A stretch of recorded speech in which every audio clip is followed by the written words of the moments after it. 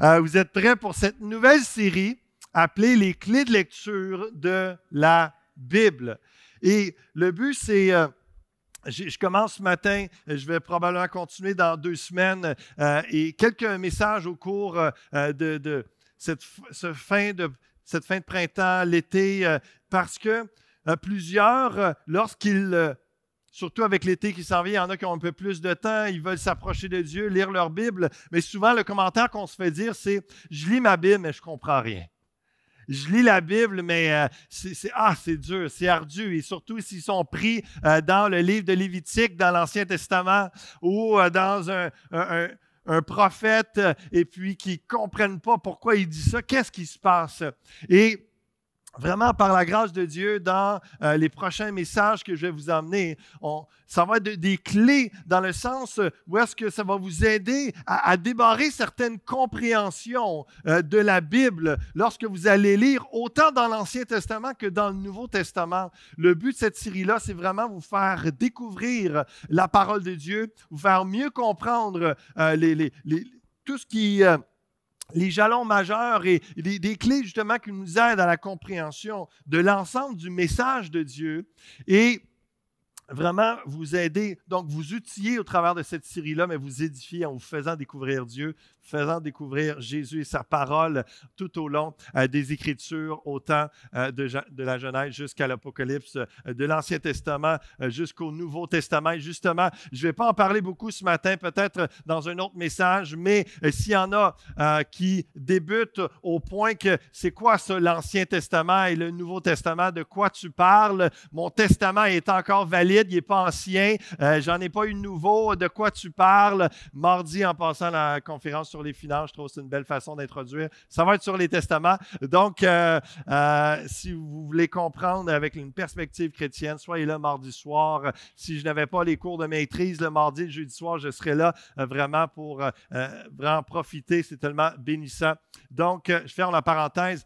L'Ancien Testament ou l'Ancienne Alliance, je vais me contenter ce matin de simplement vous dire, c'est de la création du monde jusqu'à la naissance de Jésus. Donc, c'est dans l'ancienne partie de la Bible et c'était un ancien contrat, une ancienne alliance entre Dieu et le peuple.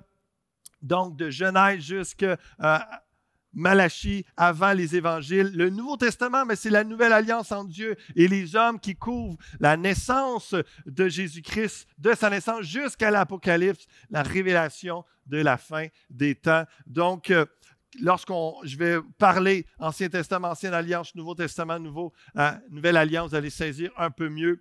N'oubliez et n'oublions jamais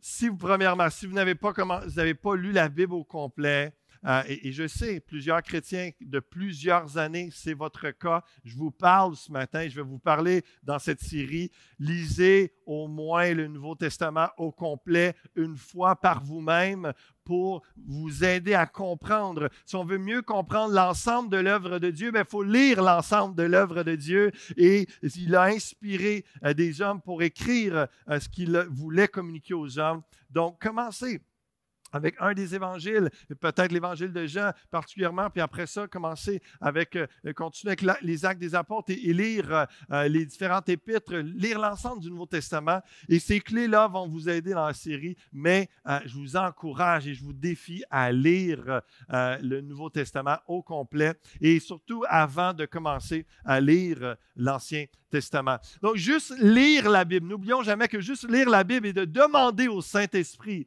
de nous révéler ce qui est écrit et qui est Dieu est très efficace.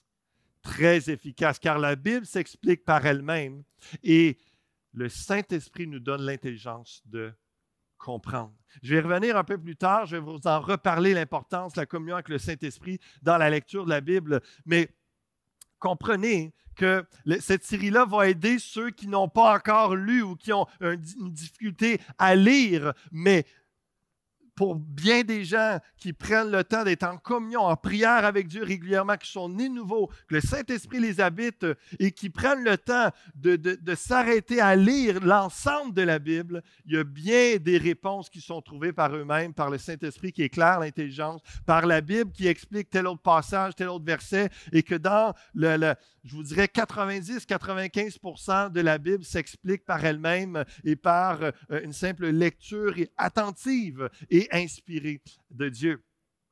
Pour emprunter les paroles de Pasteur Gilles hier aux hommes forts, ce n'est pas dans l'activité, il disait, que tu vas trouver ta valeur, c'est dans le résultat. Je dirais, ce n'est pas dans le nombre de chapitres lus que tu trouveras une valeur, mais dans le résultat, le fruit de cette communion avec Dieu. Donc, il y a une utilité à lire l'ensemble de la Bible parce que ça vous aide à comprendre l'ensemble de ce qui est dit. C'est comme si vous entendez parler d'une histoire continuellement, mais simplement par bout. Et jamais vous avez lu l'histoire au complet. Donc, à chaque fois, vous avez une perspective, un angle de vue de ce que le prédicateur va emmener. Mais lui, il l'a lu au complet, l'histoire. Il la connaît. Et donc, il ne s'arrête pas à tous les détails, ça serait trop long parce que ça prend du temps à lire toute l'histoire. C'est la même chose avec la Bible. Le fait de l'avoir lu au complet vous aide à avoir une perspective générale, globale de différents textes, de différents récits, de différents personnages. Et nous, on vient juste mettre des spotlights selon la direction du Saint-Esprit, l'inspiration pour les temps d'Église. Mais c'est surtout l'aspect d'au-delà d'y aller en quantité.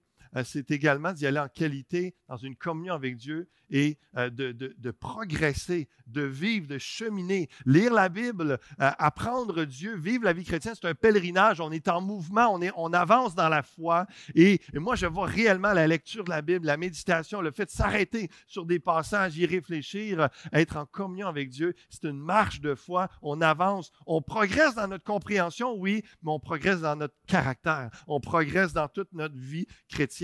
Et j'espère vous inspirer. J'espère que l'Esprit va vous souffler sur vous au travers de cette série pour vous donner une motivation, une conviction et des révélations dans la lecture et dans la parole de Dieu.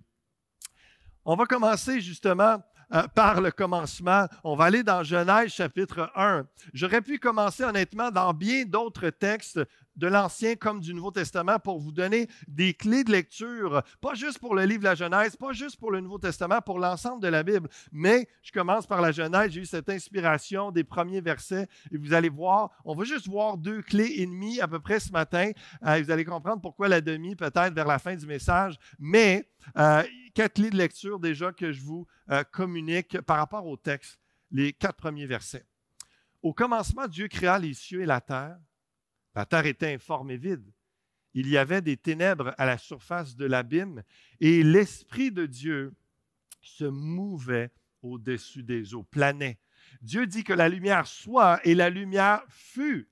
Dieu vit que la lumière était bonne et Dieu sépara la lumière d'avec les ténèbres. Juste à partir de ce passage-là, 4 versets, on tire 4 clés de lecture de la Bible dans son ensemble, pas juste de Genèse. Dieu est le créateur et le big boss. Pas le Big Bang, il est le Big Boss. Dieu, le Créateur, est le Big Boss. L'Esprit de Dieu est à l'œuvre pour inspirer les humains. Dieu agit et se révèle par sa parole. Et Dieu est saint. Et on va voir ce concept très important de la Bible qui revient continuellement dans l'ensemble de la Bible, la sainteté de Dieu. Et je vais vous rendre ça très concret, pratique. Ça ne sera plus un mystère pour vous d'essayer de comprendre pourquoi Dieu est saint, qu'est-ce que ça veut dire saint. Et là, on va voir ça dans un autre message. Donc ce matin, première clé de lecture de la Bible, Dieu le Créateur et le Big Boss. Au commencement, Dieu créa les cieux et la terre. Le verset 21 nous dit Dieu créa les grands poissons et tous les animaux vivants. Le verset 27 nous dit Dieu créa l'homme à son image. Il le créa à l'image de Dieu. Il créa l'homme et la femme. Et c'est important de saisir que lorsqu'on crée quelque chose, on devient le chef de cette chose. On devient celui qui a l'autorité sur cette personne, sur cette chose. Lorsque nous sommes l'auteur de quelque chose, nous avons l'autorité de cette chose. Si j'écris un livre, les droits d'auteur m'appartiennent. Et donc, à moins que j'aie vendu mes droits d'auteur. Et donc, il faut comprendre que lorsque Dieu a fait toute la création, les cieux, la terre, les humains, c'est normal qu'il soit le big boss. C'est lui qui est le créateur, c'est lui la source. On ne serait pas là s'il n'était pas là. Et on ne serait plus là s'il ne voulait pas. Et donc, on est vraiment dépendant de lui, qu'on veuille l'admettre ou pas. Et moi, ce que je veux vous dire en partant, c'est quand vous lisez la Bible, reconnaissez continuellement, rappelez-vous que c'est lui le créateur. C'est lui le big boss. Et donc, ça, c'est la clé. Dieu est le chef de sa création. Et je veux faire aussi une parenthèse ou une introduction à Dieu d'une façon très importante. Dès la création, Dieu, le Père, le Fils et le Saint-Esprit est à l'œuvre. Dieu est à l'œuvre par le Père, le Fils et le Saint-Esprit. Et je viens de vous lire Genèse 1, 1 à 4. J'aimerais ça vous lire maintenant dans le Nouveau Testament, Jean chapitre 1, les premiers versets. Et regardez, pensez au parallèle entre la Genèse et l'Évangile de Jean. Et évidemment, Jean pense à la Genèse quand il écrit ceci, avec la révélation de Jésus-Christ. Au commencement était la parole, et la parole était avec Dieu, et la parole était Dieu. Elle était au commencement avec Dieu. Toutes choses ont été faites par elle, et rien de ce qui a été fait n'a été fait sans elle. En elle était la vie, et la vie était la lumière des hommes. La lumière, lui, dans les ténèbres, et les ténèbres ne l'ont point reçue. On parle de création, on parle de commencement, on parle de Dieu, on parle de parole, on parle de Dieu a dit que la lumière soit, la lumière, lui, dans les ténèbres. Verset 14, « La parole a été faite chair, elle a habité parmi nous pleine de grâce et de vérité, et nous avons contemplé sa gloire, une gloire comme la gloire du Fils unique venu du Père. » Ce que je suis en train de vous dire lorsque je vous présente Dieu et lorsque je dirais, je vous le présente comme ça parce que la Bible le présente comme ça, lorsqu'on parle de Dieu dans la création, du Créateur, on parle du Père, du Fils et du Saint-Esprit qui sont actifs, qui sont présents dans la création. La Bible nous dit dans Jean 1 et dans Éphésiens que c'est Jésus qui a créé les cieux et la terre. Dans Genèse, ça nous dit que Dieu a créé les cieux et la terre. Ici, ça nous dit que Jésus est Dieu, qu'il est la parole de Dieu et que tout a été fait par lui. Donc, dans Genèse 1, les 4 premiers versets que je vous ai lus, le Père, le Fils et le Saint-Esprit est là, est présent, est actif. Et Jésus est Dieu parce qu'il n'a pas commencé à exister à la naissance par la Vierge Marie. Non, il était déjà avant la création, nous dit le Nouveau Testament. Et donc, je veux juste vous faire saisir, lorsqu'on parle de Dieu, lorsqu'on parle du Créateur, on parle du Père, du Fils et du Saint-Esprit. Donc, Dieu fait toutes choses dans la communion et c'est tellement difficile d'imager la Trinité, le Père, le Fils, le Saint-Esprit. Et ces 3 images-là, ces 3 modèles-là peuvent vous aider à vous approcher, nous aider à comprendre un peu plus où est-ce que l'entonnoir, ensemble, le Père, le Fils, l'Esprit, on fait la création ensemble. L'interaction, les 3 cercles, le Père, le Fils, l'Esprit qui sont continuellement ensemble. Ce n'est pas un moment donné, c'était le Père, un autre moment donné, c'était le Fils, puis là, on est rendu dans l'Esprit. Non, continuellement, dans la création, comme jusque dans la fin des temps, le Père, le Fils et le Saint-Esprit sont en communion, sont toujours interreliés. Le Père renvoie au Fils, le Fils renvoie au Père, l'Esprit au Fils, le Fils à l'Esprit. Vous allez voir ça dans les Évangiles, vous allez voir ça dans toute la Bible, l'interaction, le Père, l'Esprit. Jean 4 nous dit, Dieu est esprit, ceux qui doivent l'adorer doivent le faire en esprit et en vérité, et on parle bien du Père. Donc, il y a toute cette interrelation-là, et c'est important de comprendre quand on parle du Créateur de Dieu, il y a le Père, le Fils, l'Esprit. Maintenant, Dieu le Père, le Fils, le Saint-Esprit fait ce qu'il veut comme il veut. Il a un plan pour sa création, et celle-ci est redevable à lui. Évidemment, les textes de la création le démontrent que c'est lui le big boss, que c'est lui qui décide, c'est lui qui a un plan, c'est lui qui communique à sa création sa volonté. Mais toute la Bible aussi, pas juste Genèse, elle démontre cela.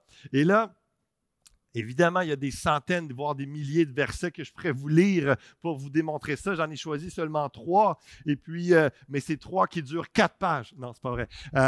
C'est juste 3 passages dans l'Ancien et dans le Nouveau Testament pour nous faire saisir dans l'ensemble de la Bible de ce dont on parle ici. Je commence avec Deutéronome chapitre 32, verset 12. L'Éternel seul a conduit son peuple, et il n'y avait avec lui aucun Dieu étranger. Quand vous allez lire dans l'Ancien Testament et même dans le Nouveau, tu adoreras Dieu seul. Tu adoreras aucun autre Dieu. Dieu déteste les idoles. C'est lui le seul créateur. Il a tous les droits d'auteur sur ta vie, sur la création. Il ne partage sa gloire avec aucun autre. Toutes les lectures que tu fais, c'est de comprendre que Dieu est unique. Dieu est Dieu, il n'y en a pas d'autre. Il y a des principautés, il y a des esprits maléfiques qui se prennent pour Dieu, il y a des hommes, des femmes qui se prennent pour Dieu, mais Dieu dit tout le temps qu'il est le seul. Au verset 15, après nous avoir dit comment Dieu les a bénis, il les a tellement nourris, ils ont été engraissés, mais pas juste physiquement, spirituellement, ça les a rendus apathiques et avec une mauvaise attitude. Israël est devenu gras, il a regimbé, tu es devenu gras, épais et replat, et il a abandonné Dieu, son Créateur. Il a méprisé le rocher de son salut. Ils ont excité sa jalousie par des dieux étrangers. Ils l'ont irrité par des abominations. Ils ont sacrifié à des idoles qui ne sont pas dieux, à des dieux qu'ils ne connaissent point, nouveaux, venus depuis peu. La folie qu'on retrouve régulièrement dans toute la Bible, c'est des gens qui commencent à adorer une statue de bois ou de métal, un veau d'or, par exemple. Comment on peut commencer à adorer quelque chose que c'est nous qui avons fait? Puis de dire que c'est Dieu, mais partout dans les siècles, jusqu'à aujourd'hui, jusqu'en 2021 encore, au Québec, comme partout dans les nations, il y a des endroits qui sont encore plus flagrants, comme en Inde, où est-ce qu'ils ont 21 millions de dieux, etc. Et c'est toutes des statues, puis tu as un enfant qui veut te vendre un dieu pour prier, pour avoir un bénéfice, etc. Mais c'était présent dans la Bible, c'est présent encore aujourd'hui, mais c'est la folie. C'est la folie. Tu as fait de quoi tes mains? C'est en bois, c'est en métal, mais parce que tu lui donnes une foi, une crédibilité, une autorité, tu espères que ça représente un Dieu spirituel, mais tu l'as créé toi-même. Puis combien de fois Dieu, par les prophètes, va parler, c'est un non-sens, ça n'a pas de sens, à des dieux qui ne connaissaient point, nouveaux, venus depuis peu, et que vos pères n'avaient pas craint. Tu as abandonné le rocher qui t'a fait naître, et tu as oublié le Dieu qui t'a engendré. L'Éternel l'a vu, et il a été irrité, indigné contre ses fils et ses filles. Isaïe, chapitre 45, verset 4. Pour l'amour de mon serviteur Jacob et d'Israël, mon élu. Et je vais vous enseigner dans cette série pourquoi, dans les textes du Nouveau Testament, ils nous font comprendre que par notre foi en Jésus-Christ, nous sommes devenus le peuple de Dieu et que certains textes comme ça qu'on peut se laisser enseigner, même s'ils s'adressent à Israël physique, il y a des choses spirituelles qu'on peut s'attribuer de dire. Il parle à nous parce que nous sommes le véritable Israël, nous sommes le peuple de Dieu, comme dit l'apôtre Paul, par notre foi en Jésus-Christ. Je t'ai appelé par ton nom, je t'ai parlé avec bienveillance avant que tu me connaisses. Je suis l'Éternel, il n'y en a point d'autre. À part moi, il n'y a point de Dieu. Je t'ai saint avant que tu me connaisses. C'est afin que l'on sache du soleil levant au soleil couchant qu'à part moi, il n'y a point de Dieu. Je suis l'Éternel, il n'y en a point d'autre. Je forme la lumière et je crée les ténèbres. Je donne la prospérité et je crée l'adversité. Moi, l'Éternel, je fais toutes ces choses. Le Deutéronome, les 5 premiers livres de la Bible ont été écrits par Moïse et les siècles qui ont suivi, il y a eu plusieurs prophètes qui sont venus dans l'histoire d'Israël et Isaïe en est un. Et la pensée qui revient plusieurs siècles encore plus tard, il y a juste un créateur. Et c'est lui le big boss, c'est lui qui décide ce qu'il veut, quand il veut. Malheur à qui conteste avec son créateur. C'est le verset 9 qui nous dit ça. Vase parmi des vases de terre. L'argile dit-elle à celui qui la façonne, que fais-tu? Et l'œuvre dit-elle à l'ouvrier, tu n'as point de main. Malheur à qui dit à son père, « Pourquoi m'as-tu engendré? » Et à sa mère, « Pourquoi m'as-tu enfanté? » Ainsi parle l'Éternel, le Saint d'Israël et son Créateur. Veut-on me questionner sur l'avenir, me donner des ordres sur mes enfants et sur l'œuvre de mes mains? C'est moi qui ai fait la terre et qui, sur elle, ai créé l'homme. C'est moi, ce sont mes mains qui ont déployé les cieux et c'est moi qui ai disposé toute leur armée. Dieu, il rappelle ses droits d'auteur et de dire que c'est le seul qui a autorité sur notre vie. C'est lui le maître, le chef de toute création. Quand on lit la Bible, on doit avoir cette clé de lecture-là et de comprendre que Dieu nous parle en tant que sa création. On est appelé à se soumettre. Je fais une petite parenthèse, encore une fois, une note intéressante où est-ce que ça dit les mains, c'est mes mains qui... Dieu n'a pas de mains. Dieu est esprit. Mais on appelle ça un anthropomorphisme. Un anthropomorphisme, c'est une image humaine pour nous aider à comprendre ce que Dieu a fait. Dieu agit. Il a pris un corps humain en Jésus-Christ, donc sur terre. Mais Dieu agissait et on voit des traces avant même l'incarnation. On voit des traces où est-ce que Dieu va dire « Mon œil t'a vu, mes mains t'ont touché, j'étais là. » Donc, juste pour qu'on puisse saisir. Parce que nous, on a des mains, parce que nous, on a des yeux, on a un corps, on est limité par une forme physique dans un espace-temps. Mais rappelons-nous quand même que c'est juste des images pour nous aider. Parce que Dieu est au-delà de toutes ces choses. C'est lui qui nous a créés.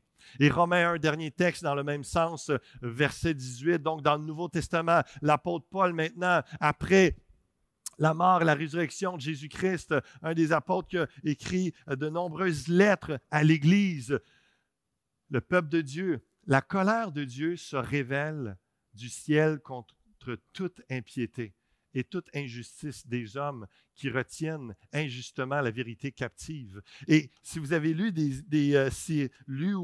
regardé des séries ou des films sur l'époque romaine, vous savez combien ils adorent une panoplie de Dieu. Et il y avait un peuple de Dieu, il y avait des chrétiens parmi eux qui étaient considérés, écoutez bien ceci, comme athées.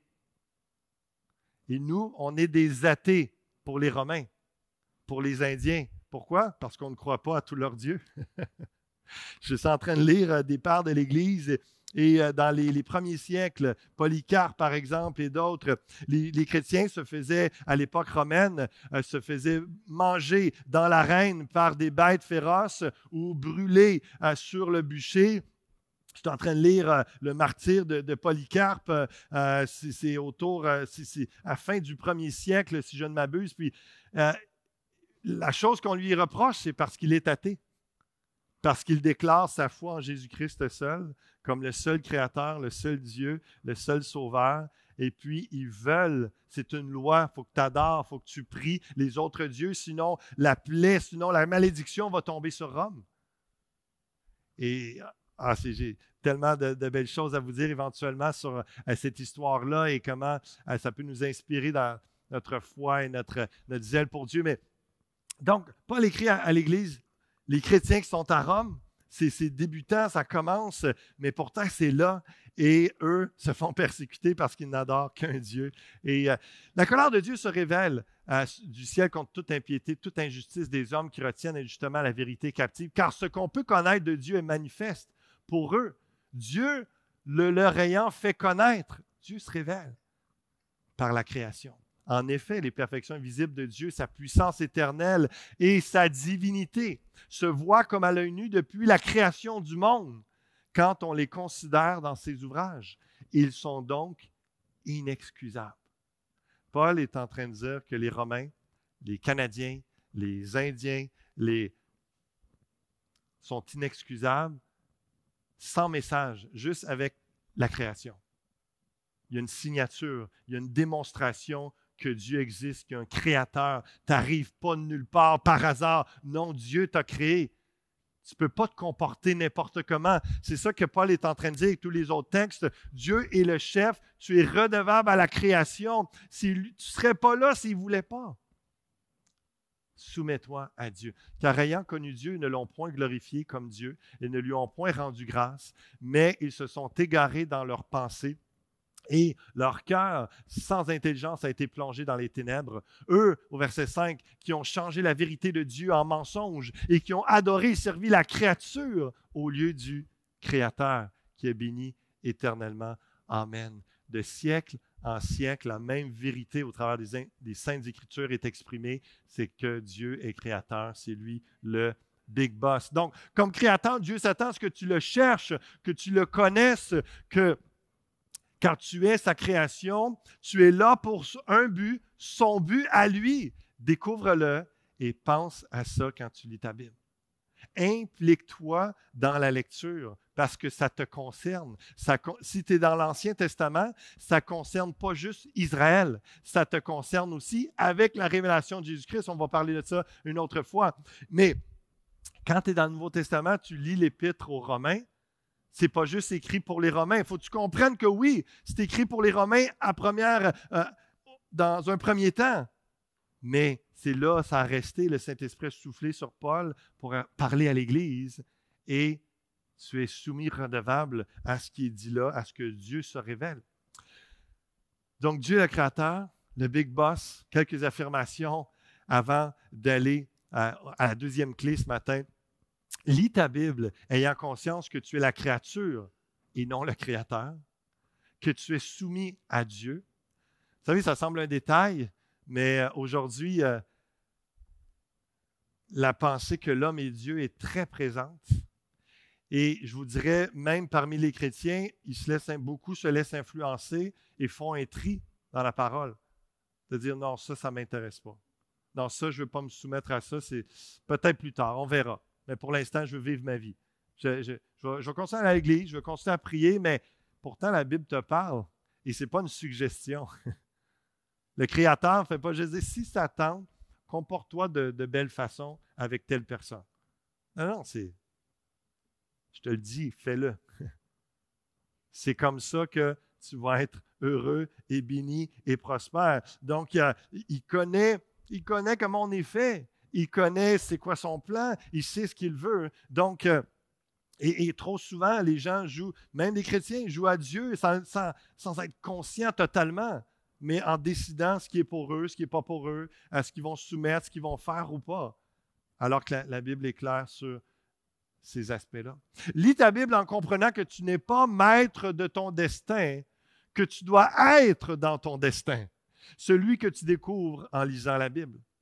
Lis ta Bible en te disant, Dieu ne me demande pas mon avis, mais il m'offre le meilleur car il est mon Créateur. Dieu ne me demande pas mon avis, mais il m'offre le meilleur car il est mon Créateur. Lis ta Bible en renonçant. En passant, si vous n'avez pas de Bible, demandez-la, on en a, on va vous en donner. Ça va me faire plaisir. Je m'adresse à des gens qui ont la plupart déjà une Bible ou à des applications sur leur téléphone qu'ils peuvent mettre et donc, ça se trouve vraiment gratuitement de télécharger des Bibles, mais on a des Nouveaux Testaments, on a des Bibles, on peut vous en donner si vous n'avez pas. Évidemment, c'est notre plaisir, on est là pour ça, vous communiquer la parole de Dieu. Lis ta Bible en renonçant à voler à Dieu les droits d'auteur de ta vie et en comprenant que le diable, qui est l'ennemi de Dieu, essaie de les voler aussi pour te mentir et te détruire. Dieu veut te bâtir et te donner une destinée éternelle. L'ennemi, lui, veut prendre le contrôle de ta vie, changer ton destin, puis t'emmener droit en enfer, sauf qu'il te promet la vie éternelle, il te promet la gloire sur terre et pour l'éternité. Il te promet n'importe quoi pour t'acheter, pour te voler, pour t'avoir. Lis ta Bible en te rappelant toujours que ce Créateur grand et redoutable que tu découvres, il est présent pour toi en tout temps. Ce n'est pas un Dieu créateur d'autrefois. C'est pas qu'il était puissant à l'époque, puis là, sur son énergie, on fonctionne encore, mais il n'est pas là. Non. Il est présent. Il est là. Il est vivant. Et il veut une relation avec sa création. Il veut être en relation. C'est pas juste comme tu es sur la tablette ou dans le garage, il t'a laissé là, il t'a fait, mais finalement, il ne te sert à rien. Puis, non. Alors, il pense à toi chaque jour, continuellement. Dieu te veut, Dieu est présent pour toi en tout temps. Quand tu lis ta Bible, réalise ça. Il y a une intention favorable, paisible, aimante de Dieu, ton Créateur. C'est justement ce qui est écrit partout dans la Bible, c'est que Dieu t'a créé parce qu'il t'aime et parce qu'il veut accomplir son plan avec toi. Avec toi. Dans Isaïe 43, au verset 1, « Ainsi parle maintenant l'Éternel qui t'a créé, ô Jacob, celui qui t'a formé, ô Israël. Ne crains pas, ne crains rien, car je te rachète, je t'appelle par ton nom, tu es à moi. Si tu traverses les eaux, je serai avec toi. Et les fleuves, ils ne te submergeront point. Si tu marches dans le feu, tu ne te brûleras pas. » Je ne savais pas que ma sœur chanterait ce chant-là ce matin. Et c'était très vraiment bénissant, inspirant. La flamme ne t'embrasera pas. Dieu est avec toi, car je suis l'Éternel, ton Dieu, le Saint d'Israël, ton Sauveur. Je donne l'Égypte pour ta rançon, l'Éthiopie et Saba à ta place. Qu'est-ce que ça veut dire? Tu as du prix à mes yeux, c'est ça que ça veut dire. Parce que tu es honoré et que je t'aime. C'est Dieu qui te parle. C'est Dieu qui te parle à l'Église Fusion, qui te parle à toi qui es à Granby ou dans les nations francophones, puis tu écoutes ce message-là. Dieu te parle, il est ton créateur. Il t'invite à lire le message d'amour et tous les conseils, les directives qu'il a pour toi dans la Sainte Bible. Dans la Bible. La première clé mène à la deuxième. Le psaume 119, verset 73, le psalmiste va dire « Tes mains m'ont créé, elles m'ont formé. » C'est personnel. « Donne-moi l'intelligence pour que j'apprenne tes commandements. » Et l'autre clé que je veux vous emmener, c'est vraiment l'importance de l'action du Saint-Esprit dans notre vie pour ouvrir notre intelligence, ouvrir nos yeux. Pourquoi? Parce que dans Genèse 1, versets 2 et 3, la terre est informe et vide. Il y avait des ténèbres à la surface de l'abîme. L'Esprit de Dieu se mouvait au-dessus des eaux. On ne sait pas ce qu'il faisait là, mais le reste de la Bible nous le dit et qu'il est impliqué dans la création et qu'il inspire. L'Esprit de Dieu est à l'œuvre pour inspirer les humains. Dieu dit que la lumière soit et la lumière fut. Lorsque vous entendez le message comme ce matin, ou un message qui parle de la bonne nouvelle de Jésus-Christ, qu'il veut pardonner tes péchés, qu'il t'aime, il veut que tu te détournes tes mauvaises voies, que tu arrêtes de te considérer comme Dieu, que tu reconnaisses que tu n'es pas maître de ton destin, que c'est lui, Dieu, qui a un destin pour toi, un plan. Lorsque tu et que ça travaille ton cœur, tes pensées, c'est le Saint-Esprit qui est en train de te parler. C'est le Saint-Esprit qui est à l'œuvre dans la création que tu es et qui veut t'emmener à comprendre ce que Dieu te dit, à ouvrir ton intelligence, parce qu'à cause du péché, on est séparés, on a un aveuglement et puis on ne peut pas. Il y a les ténèbres qui est là, mais Dieu dit que la lumière soit. Et lorsqu'on lit la Bible, c'est le Saint-Esprit qui dit que la lumière soit. Lorsqu'il y a quelque chose qu'on ne saisit pas, combien de fois, pour ceux qui l'ont vécu comme moi, on lit quelque chose, ça fait plein de fois, puis là, la lumière vient de se faire. La lumière vient d'ouvrir parce que le Saint-Esprit nous a parlé. Parce que ça rejoint cette prière-là. Donne-moi l'intelligence. Et c'est au-delà de savoir est-ce que j'ai mon secondaire 5, puis mon diplôme du cégep, puis j'ai eu assez d'université pour comprendre la Bible. Ça n'a pas rapport avec ça. On parle d'une intelligence spirituelle. Le Saint-Esprit qui t'ouvre les yeux, qui te fait saisir ce que Dieu est en train de dire, qui te fait comprendre qu'est-ce que Dieu t'ordonne. Il se révèle à toi. Et en passant, il le fait par la parole de Dieu. La Bible, dans la lecture, je m'attarde à ça, mais dans la louange, il le fait pour certains. Sa présence et sa révélation se fait au travers de la parole de Dieu, mais des fois, il y a une expérience d'illumination qui prend place dans plein de contextes particuliers. Dans une pratique quotidienne de quelque chose, le Saint-Esprit peut nous parler et nous apprendre un commandement de Dieu. Tantôt, on a fait un parallèle entre Genèse 1 et Jean 1. J'aimerais faire un parallèle maintenant entre Genèse 1 et Jean 3. À partir du verset 7. Ne t'étonne pas ce que je t'ai dit, il faut que vous naissiez de nouveau. Tu es en train de parler avec Nicodème, un chef spirituel parmi Israël, mais qui n'est pas encore né de nouveau. Il n'est pas chrétien, mais il entend parler de... Jésus lui parle et tout ça, puis ça l'intrigue, il y a des questions. Il vient le voir de nuit, et puis il veut être tranquille, et puis en même temps, il veut se cacher. Puis il questionne sur la nouvelle naissance, sur l'action du Saint-Esprit. Comment je peux naître de l'Esprit? C'est quoi? Ne t'étonne pas que je t'ai dit, il faut que vous naissiez de nouveau. Le vent souffle où il veut et tu en entends le bruit, mais tu ne sais d'où il vient, où il va. Il en est ainsi de tout homme qui est né de l'Esprit. Il compare le Saint-Esprit au souffle, au vent. Genèse 1 nous parle que l'Esprit mouvait, planait comme un vent sur les eaux. Nicodème lui dit, comment cela peut-il se faire? Jésus lui répondit, tu es le docteur d'Israël et tu ne sais pas ces choses. Il ne savait pas parce que le Saint-Esprit ne l'avait pas encore éclairé. La lumière ne s'était pas faite, pourtant il connaissait l'Ancien Testament, il connaissait l'ancienne partie de la Bible, mais le Saint-Esprit ne lui avait pas révélé qu'est-ce qu'il en était à propos du Messie, du Sauveur et même de la nouvelle naissance. Pourtant, dans l'Ancien Testament, ça en parle. Mais ça prenait l'éclaircissement. Paul l'a eu sur le chemin de Damas. Il n'y avait pas de Nouveau Testament. Il a eu la révélation de Jésus-Christ. Le Saint-Esprit lui a ouvert les yeux. Il rencontre Jésus. Je vous rappelle, hein, Dieu, c'est le Fils, le Père, le Saint-Esprit. Il y a une connexion, il y a une communion. Et il y a une révélation. Et tout d'un coup, ses yeux sont ouverts. Puis là, il ne lisait plus la Genèse pareil. Il ne lisait plus l'Exode pareil, il ne lisait plus Lévitique, Deutéronome, Nombre, il ne lisait plus les prophètes de la même façon. Ézéchiel, quand il parle du Saint-Esprit, la nouvelle naissance, tout ça. Wow! Je viens de comprendre. Puis là, ça prend place en Jésus-Christ. Donc, c'est cette réalité-là qu'on peut vivre. Même après 10, 20, 30, 40 ans de lecture de la Bible, il y a encore le Saint-Esprit qui nous ouvre les yeux. Il y a encore le Saint-Esprit qui nous éclaire, qui nous permet de saisir, de connaître Dieu, de l'expérimenter. Mais évidemment, il y a toujours une première expérience. Et pour Nicodème, il était près de cette première expérience. Et Jésus lui dit, tu es chef d'Israël, tu as lu la Bible depuis des années, tu l'as étudiée, la Torah, l'Ancien Testament, mais tu ne la saisis pas. En vérité, je te le dis, nous disons ce que nous savons et nous rendons témoignage de ce que nous avons vu. Et vous ne recevez pas notre témoignage. Si vous ne croyez pas quand je vous ai parlé des choses terrestres, comment croirez-vous quand je vous parlerai des choses célestes?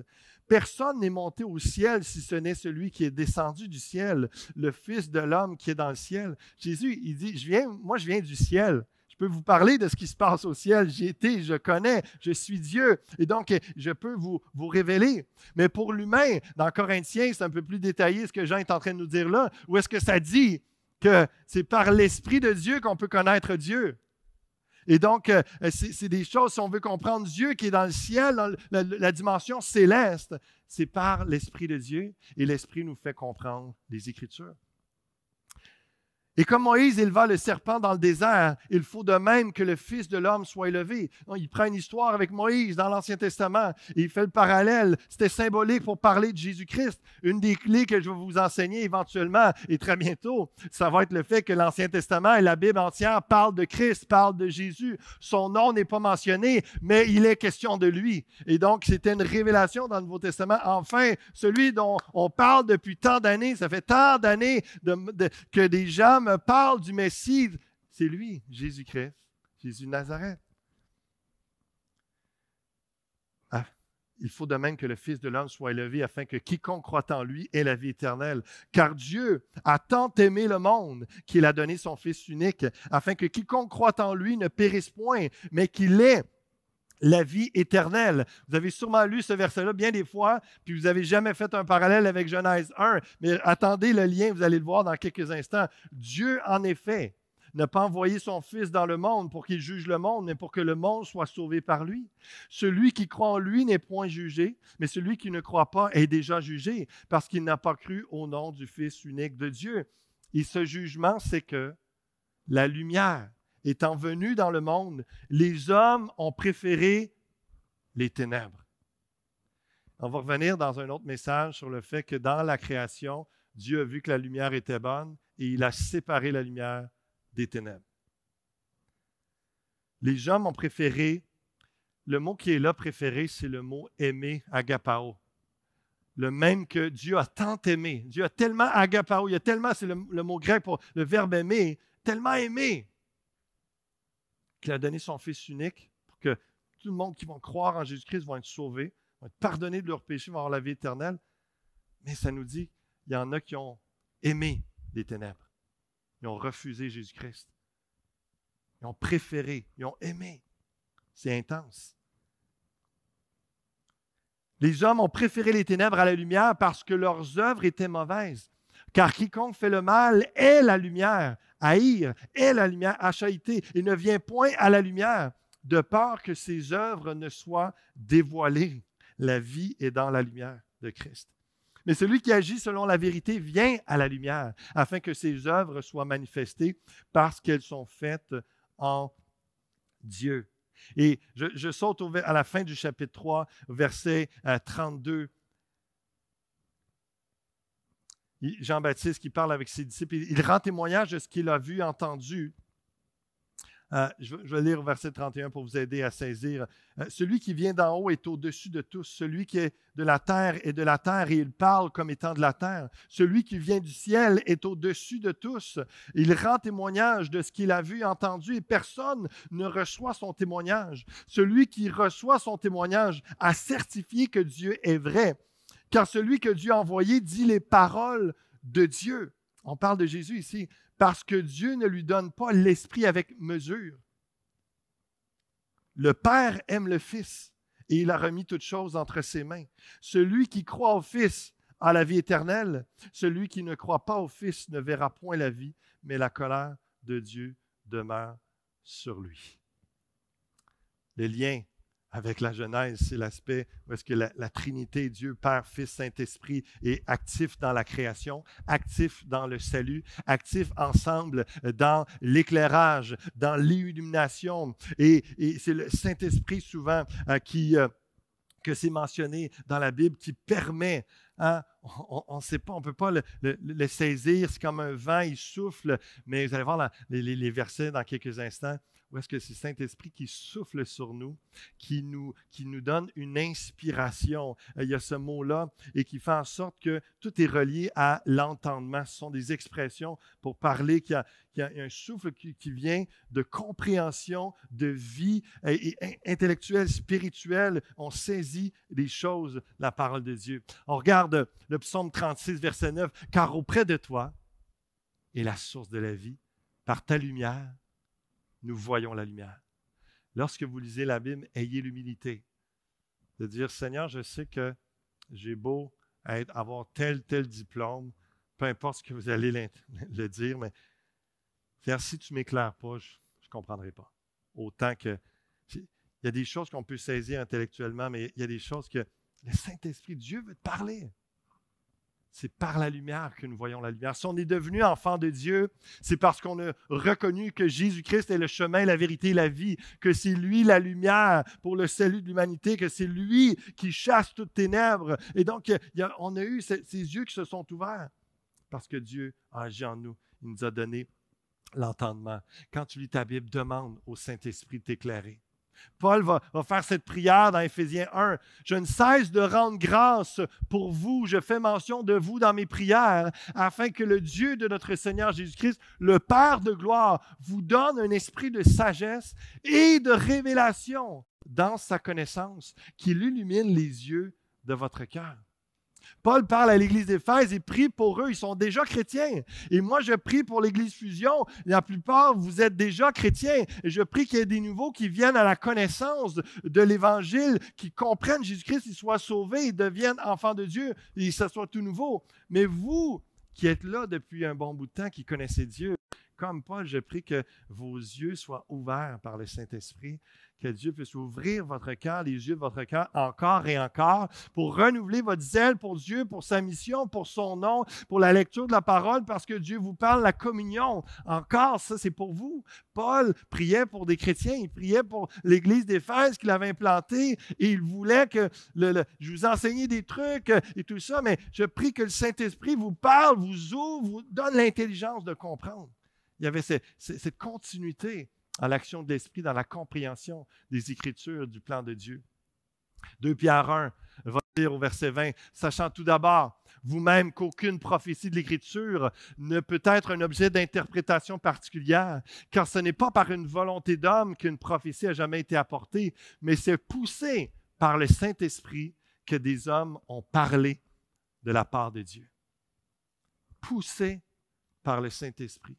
L'inspiration, le souffle et l'entendement, comme l'inspiration est venue de Dieu, du Saint-Esprit, Et ce qu'on a entre les mains, la parole de Dieu, oui, ce sont des hommes qui l'ont écrite, mais poussés par l'Esprit, inspirés par Dieu. On peut voir des traces de l'auteur. Lui avait un tel style d'écriture. On peut voir, mais c'est sous la souveraineté et l'inspiration de Dieu que ça a été écrit. Et c'est pour ça que c'est encore, en 2021, le livre le plus vendu au monde, le livre le plus communiqué, parce qu'il communique la vie. Il nous parle. Ce n'est pas juste un roman à succès, c'est vraiment la parole de Dieu soufflée à des hommes et qui nous percute encore aujourd'hui. Toute écriture est inspirée de Dieu, soufflée par Dieu. Utile pour enseigner, pour convaincre, pour corriger, pour instruire dans la justice, afin que l'homme de Dieu soit accompli et propre à toute bonne œuvre. Pourquoi je fais cette série? Pourquoi je vous encourage à lire la Bible et à bien être attentif dans les prédications, les enseignements de la parole? Parce que toute écriture est inspirée, c'est le souffle de Dieu. Le Saint-Esprit va vous éclairer et c'est utile pour enseigner. La parole de Dieu est utile pour enseigner, pour convaincre, pour corriger, pour instruire. Tout ça, c'est pour vous. Pour vous, c'est l'œuvre que Dieu veut faire jour après jour. Je prête l'oreille aux sentences qui me sont inspirées. J'ouvre mon chant au son de la harpe. Vous savez, des fois, je vais inviter notre sœur Diane, justement, s'il vous plaît, au piano. On va terminer en prière dans 1 minute ou 2, je l'espère. On va conclure en prière, mais on va mettre en pratique ce verset-là déjà. Mais juste pour dire l'inspiration. L'inspiration. Lorsqu'on lit la Bible, le psalmiste, au psaume 49, verset 4, il y avait cette inspiration-là où est-ce que, lorsqu'il méditait sur la parole de Dieu, ça l'inspirait, puis ça l'inspirait à louer Dieu. Ça l'inspirait à chanter. Et c'est pas pour rien, c'est pas une technique émotionnelle. Lorsqu'on fait venir un musicien puis on termine en prière ou qu'on fait la louange et que non, c'est simplement que dans la Bible, il faut garder je ne sais pas s'il y a un bug à l'arrière, mais on a besoin de la conclusion. Il y a l'inspiration, lorsqu'il y a de la musique, c'est dans la Bible, non seulement les psaumes, mais ailleurs, où est-ce que des prophètes demandaient aux musiciens de venir jouer, puis ils se mettaient à prophétiser quand la musique était là. Donc, ça va ensemble, cette réalité-là, et on est fait pour être inspiré dans la musique et dans la parole de Dieu. Et je vous encourage. Vous pouvez mettre une petite musique des fois quand vous lisez la Bible, vous détendre dans la prière, la louange. Et je vous parle d'inspiration. Une des clés de lecture de la Bible, c'est de comprendre que Dieu souffle sur nous. Et lorsqu'on lit, ça a l'air très terre à terre. C'est du papier, c'est des mots. Pour certains d'entre vous, c'est très sec. Mais commencez dès aujourd'hui régulièrement à dire, Saint-Esprit, parle-moi. Révèle-toi à moi. Aide-moi à comprendre ce que je vais lire. Aide-moi à le vivre. Aide-moi à être en communion avec toi, oh Dieu, à comprendre pourquoi je suis là, à comprendre ton plan. Je termine avec la question de Job à son ami qui lui donnait de mauvais conseils, puis qui lui dit un peu avec moquerie, puis avec surprise, qui est-ce qui t'inspire pour me dire ça? Et moi, je vous pose la question, dans votre quotidien, dans votre semaine, qui est-ce qui t'inspire? Est-ce que c'est le Saint-Esprit? Est-ce que c'est Dieu? Ou est-ce que c'est plus vos collègues de travail? C'est plus les trucs que vous lisez dans le journal ou sur Facebook ou les réseaux sociaux? Est-ce que c'est plus vos amis non-croyants? Est-ce que sur ce qui se passe, c'est sur votre comportement et sur la réalité de votre existence? Qu'est-ce qui vous inspire? Où est-ce que vous tirez? À qui vous donnez autorité? À qui vous laissez souffler sur vous? Parce que il y a plein de sources d'inspiration. Et il y en a plusieurs qui sont bonnes artistiquement, etc., dans bien des domaines. Et il serait intéressant d'en parler. Mais il faut comprendre que nous sommes influencés par ceux qui nous inspirent. Puis si vous avez pour modèle d'inspiration des gens qui ne connaissent pas Dieu, qui ne vous amène pas à vivre comme chrétien et à vous tourner vers Dieu dans sa parole, vous vous inspirez d'eux.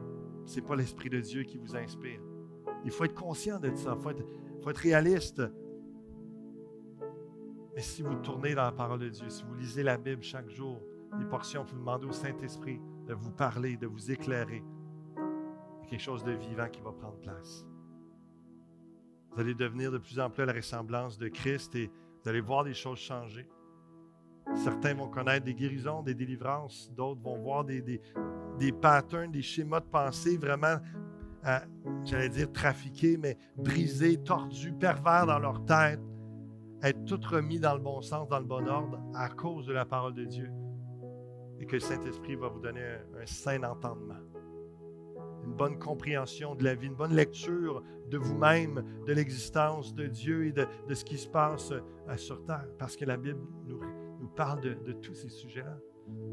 Commençons par le commencement, c'est ce que je vous ai parlé ce matin. Dieu le Créateur, le Big Boss. L'Esprit de Dieu est à l'œuvre pour inspirer les humains, puis on va prier ensemble. Je vous invite à le dire là où vous êtes, à la maison, ici, en ce lieu. Mon Dieu, je vais lire ma Bible en me soumettant à toi et en invitant ton esprit à te révéler à moi. Ça peut être notre engagement de cette semaine. Lorsqu'on va lire la Bible, il va y avoir d'autres clés qui vont vous aider à comprendre bien d'autres choses. Mais ce matin, tout simplement cela. Commencez avec le commencement. Dieu est créateur. Je me soumets à toi. Je sais que c'est toi le big boss. Tu es le chef. C'est toi mon patron. En même temps, il y a toute cette communion de Dieu le Père qui veut, avec ses enfants, qui veut se révéler, nous parler, nous enseigner, faire tellement de choses. Seigneur, on est devant toi avec humilité, te demandant l'action de ton Saint-Esprit dans nos cœurs, dans nos corps, que tu nous permettes d'être renouvelés dans notre zèle, dans notre passion pour lire ta parole.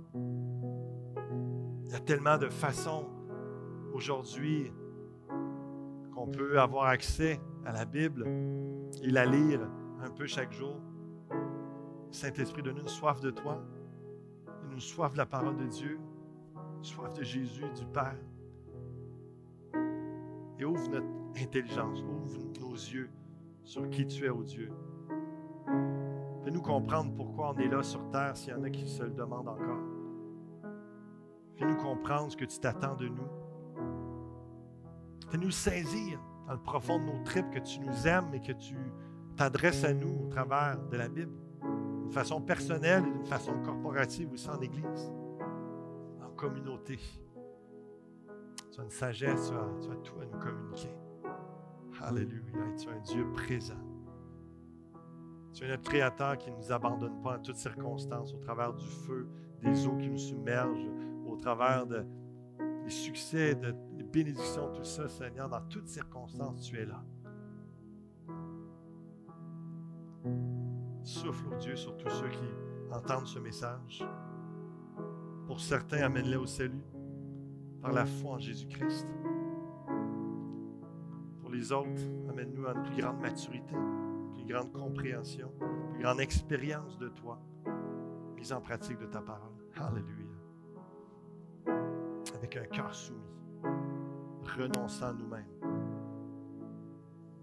Alléluia, Jésus.